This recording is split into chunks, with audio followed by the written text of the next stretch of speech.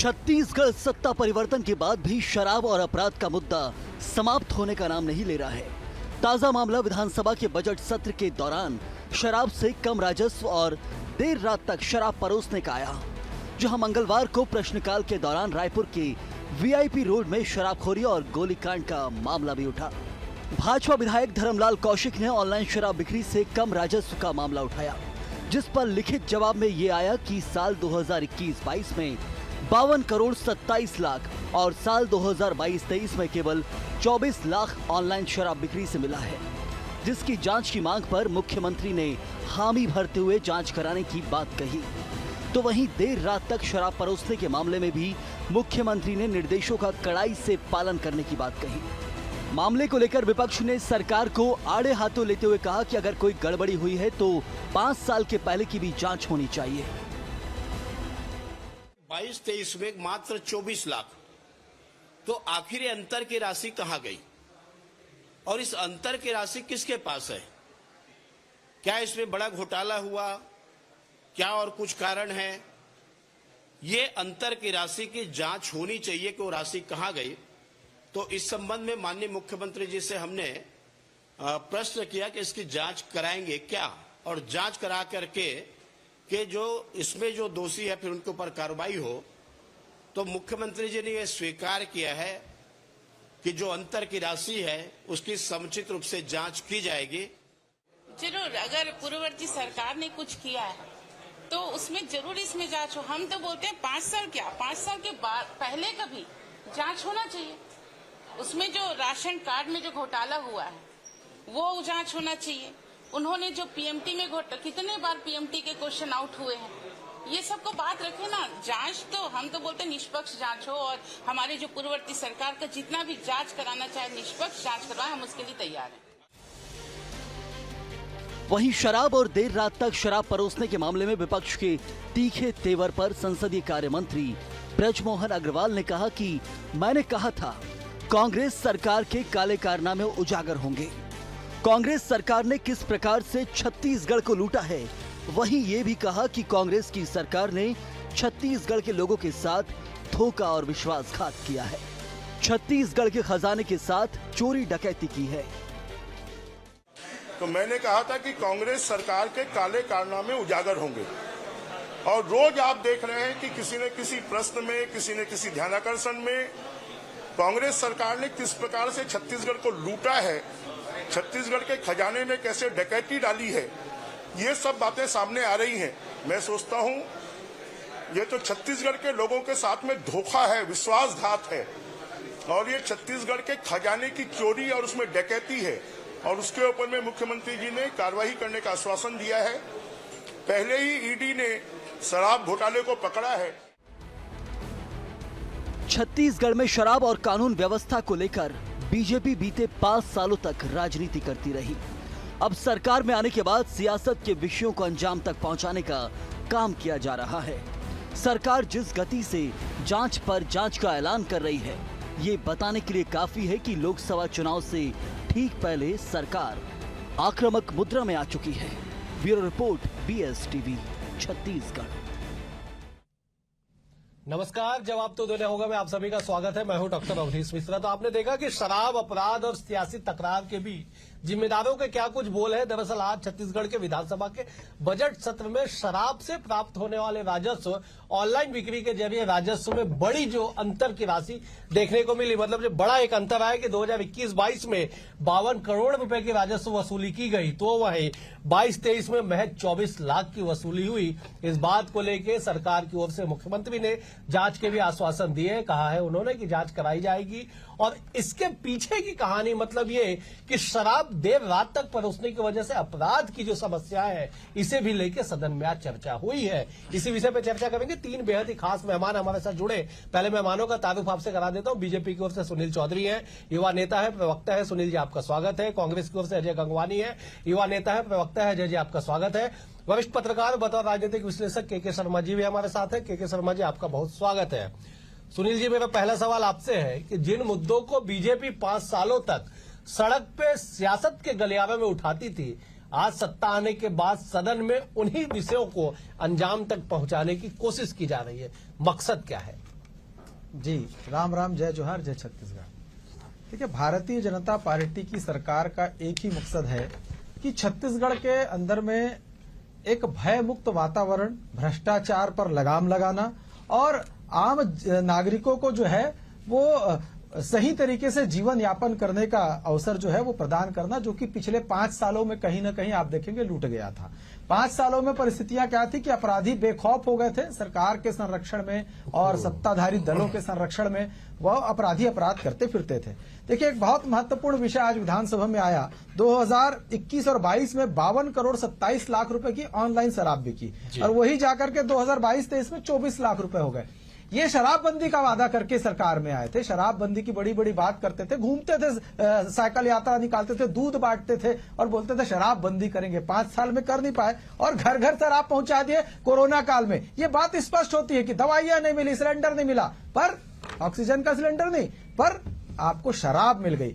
तो और हमने आरोप लगाया था कि भैया 2000 करोड़ रुपए का घोटाला हुआ है शराब में, तो 40% नकली शराब बगैर होलोग्राम की शराब निकली और वो शराब कहां गई सबको पता है। उसमें 2000 करोड़ से ज्यादा का घोटाला हुआ और हमने शराबबंदी की ओर कदम उठाया था। 2017 में नीति बनाई, 1078 दुकान थी, 719 दुकान हो गई। सुनील जी, ये तमाम आंकड़े जनता जनार्दन के पटल पे है, तभी जनता ने आपको चुन के सदन तक भेजा है। आपने 2 शब्दों का इस्तेमाल किया कि भयमुक्त वातावरण आपका उद्देश्य है। पिछली सरकार में अपराधी बेखौफ हो गए थे। दरअसल आज सदन में चर्चा करते हुए बीजेपी के वरिष्ठ विधायक धर्मलाल कौशिक ने शनिवार की देर रात रायपुर के वीआईपी रोड में धर्मलाल कौशिक ने सदन में नाम लिया। इसलिए मैं नाम ले रहा हूं कि हाइपर क्लब में गोली कांड हुआ, गोली चलाई गई। कहां बेखौफ वातावरण, कैसे अपराधी बेलगाम नहीं हो गए? जिस बात की चर्चा सदन में हो जाए, सरकार का संज्ञान लेना पड़े, उस बात पे आप कैसे कह सकते हैं कि बेखौफ अपराधी जो है वो पिछली सरकार में थे, अभी नहीं है? मैं लौटूंगा आपके पास, इसी सवाल के साथ लौटूंगा। अजय जी का रुख कर लेता हूं। अजय जी, शराब के राजस्व में कमी आई, बड़ी कमी आई, कहां 52 करोड़ और कहां 24 लाख रुपए? जांच कराई जाएगी? जवाब दे दीजिए, आप लोग जांच के लिए तैयार हैं? देखिए अवधेश जी, हम खुली चुनौती देता हूं, आप पूरी जांच करा लीजिए। जिस प्रकार से राजनीतिक कार्यों पर पाखंड लगातार भारतीय जनता पार्टी के नेता कार्यकर्ता है, दूध का दूध और पानी का पानी हो जाएगा।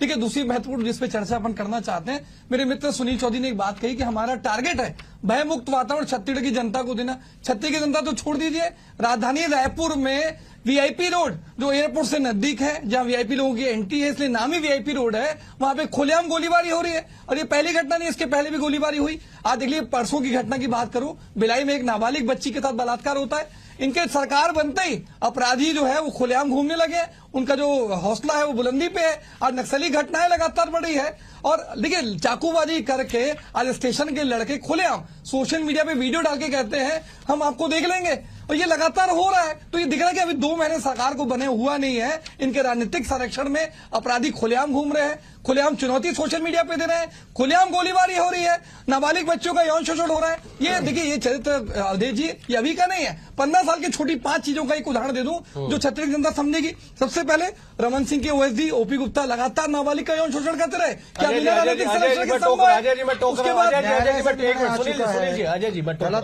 न्यायालय ने उन्हें बाइज्जत बरी किया है। शायद आपके संज्ञान में ना हो, लेकिन न्यायालय ने उन्हें बाइज्जत बरी किया है। तो आप व्यक्तिगत ना मत होइए, किसी का नाम लेके चलिए मैं और चीज कर जिसे न्यायालय ने जिसे बाइज्जत बरी कर दिया, उस पर देखिए आखिर आप उसको हिरासत में लेके न्यायिक प्रक्रिया तो बढ़ाते। आप यहाँ 15 साल सरकार में रहे, क्या आपने न्यायिक कार्यक्रम बढ़ाया? क्या उसकी गिरफ्तारी की गई? क्या अगर आरोप लग रहा है तो पहला फर्ज क्या बनता है? अगर एफआईआर दर्ज हो रही है तो पहले सलाखों के पीछे डालिए, न्यायालय फाइनल फैसला करेगा। देखिए, इकलौता उदाहरण नहीं है। नक्सलवाद की बात करूं, जगत पुजारा भारतीय जनता पार्टी के उपाध्यक्ष 10 साल तक सामान सप्लाई करते हैं, रेत का अवैध उत्खनन की जांच करते हैं। नागू चंदाकर दमती के कदावर मंत्री के राइट हैंड लगातार रेत का अवैध उत्खनन में शामिल। मानव तस्करी की बात करते हैं, गंगा पांडे जिनके पति यहाँ के कदावर मंत्री के राइट हैंड। भाजपा के आरटीआई पदाधिकारी शराब का अवैध तस्करी में पकड़े जाते हैं। झलियावाड़ी में नाबालिग बच्चों का यौन शोषण। और देखिए, 27,000 महिलाएं इनके 15 सालों में गायब हो जाती है औसत 3 महिलाओं का बलात्कार होता है। आप खुद पत्रकार हैं उदय जी, बिलासपुर में पत्रकार की खुलेआम हत्या होती है, आज महिला कांस्टेबल का बलात्कार होता है, 1 हफ्ते तो रिपोर्ट नहीं लिखी जाती। तो ऐसा लग रहा है कि अपराधगढ़ फिर से शुरू हो गया है। वो आपराधिक इतिहास भारतीय जनता पार्टी के 2 महीने में शुरू हो गया है। ये दिखावे की नियत नीति मंशा की बात कर रहे हैं। हमारे समय छत्तीसगढ़ पुलिसिंग जो है पूरे देश में दूसरे स्थान पे थी। सीजी कार का एप्लीकेशन लगाया, 25 से ज्यादा सुझाएं, महिला आसानी से बैठकर अपनी रिपोर्ट दर्ज कर सकती है। मैं लौटूंगा आपके पास। मैं एक बार के शर्मा जी का रुख कर लेता। के शर्मा जी, शराब और अपराध दरअसल सिक्के के 2 पहलू साबित हो रहे हैं। आज सदन में शराबबंदी का मामला आया, माफ कीजिएगा, शराब से राजस्व कम आने का मामला हुआ, और शराब देर रात तक परोसने की वजह से आपराधिक गतिविधियों का जिक्र किया गया। मतलब शराब और अपराध को सिक्के का 2 पहलू बताया गया। इस पर सरकार ने संज्ञान लिया। एक पहलू में कि राजस्व कम क्यों आए इसकी जांच करा ली जाएगी, और दूसरे पहलू में समय पे जो नियम है कि किस समय तक शराब बेचना है उसके कड़ाई से पालन के लिए निर्देश दिया गया है। कैसे देखते हैं आप इस सियासत के गलियारों में? के जी देखिए अवधेश जी, ये शराब की जब भी बात आती है तो 2 बातें आती है। एक तो आती है राजस्व को लेकर और दूसरा है अपराध को लेकर, और दोनों ही प्रश्न आज बहुत महत्वपूर्ण प्रमुखता के साथ धर्मलाल कौशिक ने उठाया और दोनों का जवाब आया। राजस्व में देखिए ऑनलाइन खरीदी की बात कही है या दुकान नए खोलने की बात हो। शराबबंदी की बात करने वाली कांग्रेस शासनकाल में 9 प्रीमियम दुकान के लेकर के लगातार आप देखेंगे तो जनवरी 2021 से लेकर के नवंबर 2023 तक के आंकड़े विधानसभा में आज प्रस्तुत किए गए हैं। अब उसमें आप दूसरा चीज है राजस्व को देखेंगे, ये टोटल राजस्व में लगातार वृद्धि होती है, लेकिन ऑनलाइन खरीदी की जो व्यवस्था सरकार ने कोरोना काल के दौरान लागू की थी वो आज भी जारी है। लेकिन अब बाकी साल के आंकड़े आप लगातार देखिए जी बोले हैं उसमें, लेकिन यहाँ पे इस साल की बात करेंगे तो 15 ऐसे जिले हैं जिसमें नवंबर तक के 2023 नवंबर तक के एक भी ऑनलाइन शराब की खरीदी नहीं हुई है 15 जिलों में। उसके साथ कुछ जिलों में खरीदी हुई है और अभी तक के मात्र 1,71,380 रुपए तक मात्र का जो ऑनलाइन खरीदी हुई है। अब कहने का मतलब यह कि ऑनलाइन खरीदी क्या बंद करने जा रही है सरकार। दूसरी चीज है भ्रष्टाचार, 2,161 करोड़ के भ्रष्टाचार की बात ईडी के द्वारा की गई है। अब इसमें विभिन्न प्रकार की कार्रवाई उनकी ओर से की जा रही है, लेकिन बात यहाँ पे आती है कि इस भ्रष्टाचार के मामले में जो महत्वपूर्ण बात है, मैं बार बार इस चीज को करता हूँ, FL10 लाइसेंस क्या अभी जारी रहेगी? जो अभी है FL10 लाइसेंस वो होता है, हम लोगों के लिए बताते हैं कि सरकार की जो दुकानें हैं, शराब दुकानें हैं, उनको शराब आपूर्ति का काम इन 3 कंपनियों को यहाँ पे दी गई थी और कंपनियों के माध्यम से शराब की खरीदी होती है और वो शराब दुकानों तक पहुंचती है।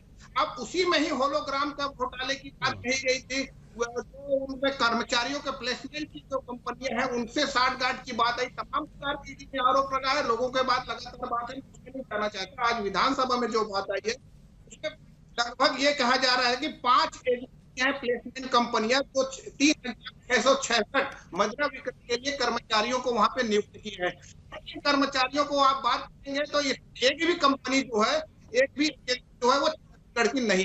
दूसरी चीज आपकी सुरक्षा को लेकर ये ठेका दिया गया को, तो इसमें 4 एजेंसियां हैं और 1,800 कर्मचारी सुरक्षा में तैनात है। मेरा कहना है इन कंपनियों को लेकर के छत्तीसगढ़ के बेरोजगारों को कितना इसमें अवसर दिया गया है, और क्या छत्तीसगढ़ में कंपनियां क्या सुरक्षा और शराब बेचने के लिए कोई ऐसी कंपनी नहीं है। दूसरी चीज ये है कि भय मुक्त की बात कर रहे हैं तो अपराध पारिवारिक और सामाजिक रूप से जितने भी हिंसा की घटनाएं होती है, मैं तो कहता हूँ कि अधिकांश में शराब की भूमिका होती है, जिसके चलते हुए महिलाओं ने आवाज उठाई।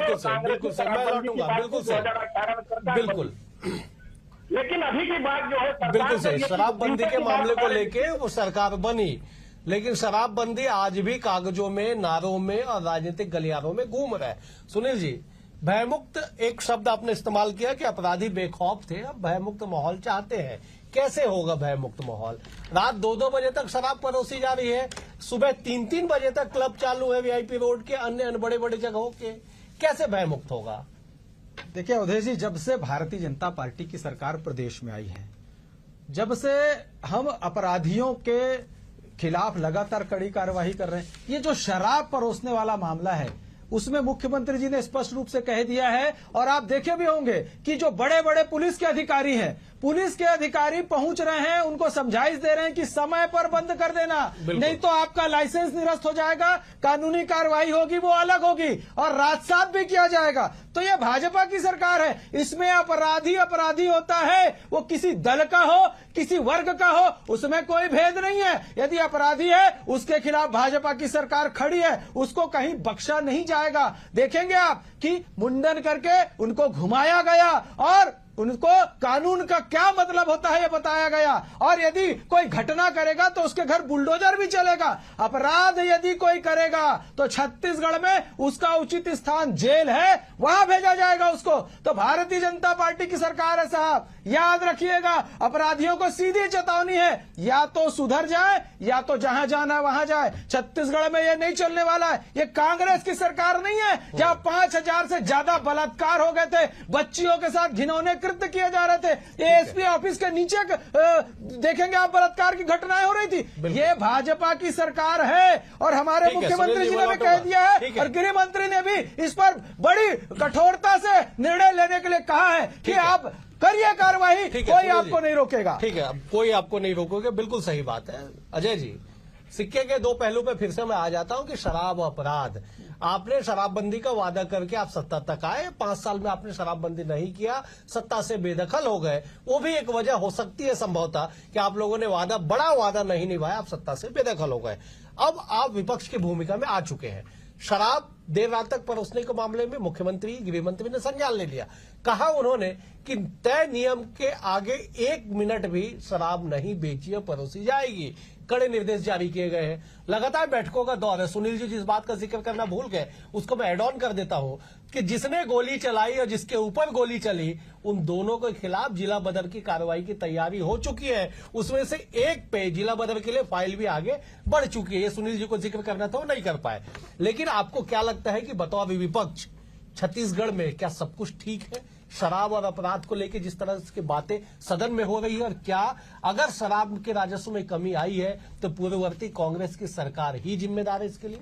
देखिए अजय जी, 3 से 4 बिंदु पे जा दूं। सबसे महत्वपूर्ण है कि घटना के बाद वीआईपी रोड जैसी प्राइम लोकेशन पे गोलीबारी के बाद क्या विष्णुदेव साय सरकार जमेगी? अरे पहली बार हुई है क्या? मेरा निवेदन है, मैं डिस्टर्ब नहीं कर रहा हूं। पहली बार मेरा निवेदन है, मैंने शांति से सुना। आप कार्रवाई नहीं कर पाए, सुनील जी एक बार कंप्लीट करने दें। अजय जी आप कंप्लीट। देखिए महत्वपूर्ण है कि घटना के बाद अगर आप जाग रहे हैं, आपकी सरकार बनते 2 महीने से ज्यादा हो गया, पहले क्यों नहीं बाहर की आपने बैठक की ली? जो होटल मालिक, रेस्टोरेंट के मालिक थे, क्यों बैठक नहीं ली गई? जब गोलीबारी हो जाती है तब आप जागते हैं। देखिए मैं आपको अपने समय की घटना बता दूं, क्वींस क्लब में घटना हुई थी। हमने ड्रग पेडलर्स के पूरे एक पैनल को पकड़ा, पूरी जो इसका चेन था लेके गोवा से लेके सारे पूरे ड्रग पेडलर्स की जांच के बाद जो आखिरी व्यक्ति पकड़ा है अवधेश जी, वो बिलासपुर के वर्तमान सांसद और पूर्व विधायक के साथ सोशल मीडिया पे फोटो वायरल थी। तो हम अपराध की जितनी भी जांच करते थे, कहीं ना कहीं उसके तार भारतीय जनता पार्टी के नेताओं से मुड़ते थे। ये इनकी राजनीतिक संरक्षण देने की पुरानी प्रवृत्ति है। जो महत्वपूर्ण शराब पे बात करें, अगर आप शराब के इतने खिलाफ थे, आपने घोषणा पत्र बनाया, क्या शराबबंदी का आपने वादा किया? आज भी छत्तीसगढ़ जनता नहीं भूली है जब आपकी कैबिनेट की बैठक में 1000 कोई कमीशन के लिए वहां पे बहुत सारी बयानबाजी हुई। मैं वरिष्ठ नेता का नाम लेना उचित नहीं मानता, उन्होंने ट्रूप से कहा कि आखिर 1000 रुपए की कमीशन आखिर किसके जिम्मेदारी है? अगर ये भारतीय जनता पार्टी शराबबंदी के साथ थी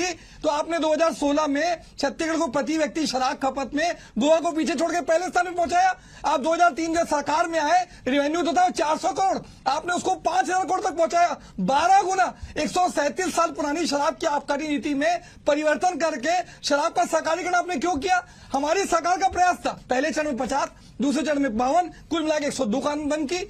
अंग्रेजी शराब की खपत में 10% और देशी शराब की खपत में 15% की कमी। हमने लगातार प्रयास किए। इसका नतीजा था कि सामाजिक जागरूकता, विभिन्न सामाजिक संगठनों का प्रयोग, और हमने हर गांव में सामाजिक जागरूकता के माध्यम से बनाया। हमने राजनीतिक समिति बनाई। आपको राजनीति करनी है, आप 2 मेंबर का नाम जानबूझ कर नहीं देते। आप हम क्या चाहते हैं? गुजरात की तरह शराबबंदी करें जहां प्रति व्यक्ति आज भी सबसे अधिक है? क्या बिहार की तरह बंद करें जहां अवैध शराब बिक्री सबसे ज्यादा है? आपकी केंद्रीय मंत्री गोवा में सिली सोल बार चलाती है, तब आप ये दोहरा चित्र क्यों दिखाते हैं? आपके गुजरात के मुंद्रा एयरपोर्ट में 20,000 करोड़ की ड्रग्स पकड़ाती है, क्या कोई कार्रवाई की गई? और देखिए आपके समय आपके रिश्तेदार हुक्का बार खोलते हैं, हमने हुक्का बार बंद किया। आज जो युवा पीढ़ी भटकाव की स्थिति थी, जो भटक रहे थे, अपने उद्देश्यों से भटक के शराब और नशे की लत लड़ रही थी, हमने उसको बंद किया। अभी देखिए फिर आपकी सरकार है, खोली बड़ी बात है, फिर से चालू कर दे उसको। ठीक है, मैं लौटूंगा आपके भाई। एक बार मैं के शर्मा जी का रुख कर लेता हूं। के शर्मा, जिस सियासत के गलियारों में इस तरह से आरोप प्रत्यारोप तो लगते रहेंगे, लेकिन साहब इस गंभीर समस्या का समाधान क्या है, जरा अपने नजरिए से एक बार दर्शकों को बता दीजिए। और इसलिए भी बताना आवश्यक है क्योंकि सत्ता पक्ष के विधायक ही अगर सदन में इस मामले को बेहद गंभीर मान के सवाल उठाते हैं तो संवेदनशीलता मानी जाएगी इसे। जरा बता दीजिए कि समाधान क्या होना चाहिए केके जी। एक गंभीर विषय में यदि कांग्रेस के वरिष्ठ विधायक उपस्थित रहते तो मुझे लगता है कि आज इसमें जबरदस्त चर्चा होती है और उसमें एक मुझे लगता है कि सत्ता पक्ष को भी मुश्किल में डाल सकते थे। एक चीज है, दूसरी चीज है अपराध, नशाखोरी, अवैध गतिविधि, नशा को लेकर के जो जीरो टॉलरेंस की बात भाजपा सरकार कर रही है, इस पर केवल निर्देश से नहीं है। आप 10 बजे के बाद दारू दुकान नहीं खुलेगा, ये तो कोई नई बात नहीं है। कोई होटल ढाबा कितने बजे बंद रहेगा, ये तो नियम में है। थानेदार को ही मालूम है, आम लोगों को ही मालूम है कितने बजे बंद होना है। इसके लिए क्या कार्रवाई, ये भी तय है। तो आप लाइसेंस निरस्त करने की कितनी कार्रवाई कर रहे हैं, उस थानेदार के ऊपर जो कार्रवाई के बाद अभी कुछ दिन पहले कही गई थी, कहीं इस प्रकार की घटनाएं होती है, तो थानेदार और एसपी इनको जो जिम्मेदार ठहराने की बात कही गई है, इस पर देखना है कि आगे कितनी कार्रवाई होती है। महत्वपूर्ण है, जिम्मेदारी की बात है। दूसरी चीज है राजस्व बढ़ाना। क्या उपलब्धि है सरकार की? अवैध शराब की बिक्री लगातार जिस तरह से बढ़ रही है और जो शिकायत करने वालों की सूची आज विधानसभा में देखेंगे तो महिला समितियां ज्यादातर सामने आई है इसमें कि मेरे गांव में अवैध शराब की बिक्री हो रही है। उसके बाद वो जाती है तो बोल जो आबकारी की टीम वहां पहुंचती है तो ये कई सारे मामले में उसमें देखेंगे कि अवैध शराब बिकते हुए नहीं पाए गए, लेकिन हमने वहां पे इतनी शराब जब्त की, इस प्रकार की भी बातें हैं। तो कहने का मतलब यह कि गांव में जागरूकता के साथ साथ राजनीतिक इच्छा शक्ति, अपराध नियंत्रण के लिए महत्वपूर्ण है। राजनीतिक संरक्षण की जो बात आ रही है तो राजनीतिक इच्छा शक्ति यदि हो तो मुझे लगता है कि इस प्रकार से कार्रवाई प्रशासनिक नियंत्रण के माध्यम से किया जा सकता है। और रायपुर राजधानी है तो निश्चित रूप से यहाँ पे पुलिस की सख्त जरूरत है। वीआईपी रोड में आप देख रहे हैं कि बहुत सारे वीआईपी लोगों का घर भी वहां पे, विधानसभा अध्यक्ष भी वहीं पे, कई मंत्री वहां पे, पूर्व मंत्री वहां पे। इसके साथ ही साथ अपराध नियंत्रण को शराब से निश्चित रूप से जोड़ना चाहिए कि आप शराब ही एक बड़ा कारण है अपराध बढ़ने के लिए। इसको रोकने के लिए सरकार क्या कदम उठा रही है? राजस्व बढ़ने का जो निर्देश है, निश्चित रूप से आबकारी विभाग का यह दायित्व है कि राजस्व में वृद्धि करे, लेकिन राजस्व वृद्धि के साथ अपराध पर भी जोड़ने की जो बात होती है, ये बेहतर परिणाम छत्तीसगढ़ को दे सकता है। बिल्कुल बेहतर परिणाम। केके जी ने बहुत अच्छी बात कही कि राजनीतिक इच्छा शक्ति होनी चाहिए इस सिक्के के दोनों पहलुओं को खत्म करने के लिए, अपराध और शराब को। सुनील जी, आपकी सरकार नई बन गई है, 2 महीने की सरकार आपके यहाँ, लगभग 8 सप्ताह की सरकार बनी हुई है। क्या आपके भीतर राजनीतिक शक्ति, इच्छा शक्ति है कि शराब अपराध दोनों पे लगाम लगा दिया जाए? देखिए अवधेश जी, ये भारतीय जनता पार्टी की सरकार है। हम मोदी की गारंटी के आधार पर आए हैं। हमने कहा है कि भय मुक्त वातावरण का निर्माण करेंगे, तो हम उसके लिए कटिबद्ध हैं। आप देखिएगा, ये भाजपा की सरकार है, बहुत जल्दी ये सारे जितने मामले हैं इस पर नियंत्रण स्थापित कर लिया जाएगा। ये तो इनके द्वारा संरक्षित लोग अभी भी बैठे हुए हैं, उनको आज भी समझ नहीं आ रहा था कि सरकार भाजपा की आ गई। ये बहुत जल्दी समझ में आने लगेगा और समझा दिया जाएगा। हमने कहा था कि भ्रष्टाचारियों को उल्टा लटका करके सीधा कर देंगे, तो सीधा करने की तैयारी शुरू है, काम भी शुरू हो गया है, सीधा करके भी दिखाएंगे। और ये जिस प्रकार के गुंडे मवाली को ये पाल करके बैठे थे, उन सारे गुंडे मवालियों को भी ठीक करने का काम भाजपा की सरकार करने वाली है। मैं इनसे पूछना चाहता हूं कि ये भ्रष्टाचार जो 13,000 पन्ने का घोटाला हुआ, 13,000 पन्ना ईडी ने चार्जशीट वहां पर दाखिल किया, उसमें 776 करोड़ किनको मिले, कौन संरक्षित था उसका, ये सब बातें बताए ना। ये इधर उधर की बात करते हैं, अपनी बात नहीं करते। एक बार जवाब ले ले तो अजय जी आप एकदम पॉइंट टू पॉइंट जवाब दे दीजिए। सुनील जी ने गंभीर सवाल उठाए कि 13,000 पन्नों का चार्जशीट अगर बना है तो आपकी सरकार का ही बना है, जवाब दे दीजिए। देखिए महत्वपूर्ण है, ईडी, आईटी और सीबीआई जो संवैधानिक संस्था है जिसका दुरुपयोग लगातार भारतीय जनता पार्टी और उनकी सरकार आज कहीं न कहीं विपक्ष का प्रयास। लेकिन देखिए मैं मुद्दे पे आ जाऊं, इनके जवाब से ज्यादा महत्वपूर्ण है कि देखिए आपकी बहुत अच्छी बात के शर्मा जी ने कही है, राजनीतिक इच्छा शक्ति। ये इच्छा शक्ति ने इनके 15 साल में थी, नवीन के 2 महीने के 5 साल में एक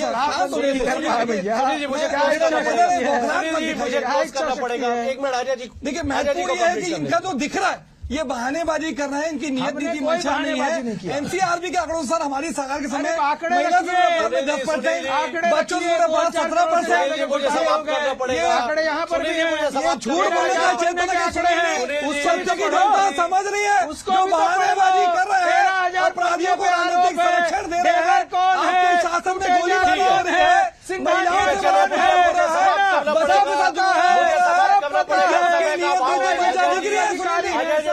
अपराधियों को संरक्षण देना बंद अजय जी, मुझे करें। समझ ये चरित्र में आपका। आप तीनों मेहमानों का बेहद शुक्रिया। सुनील जी, आप तीनों मेहमानों का बेहद शुक्रिया।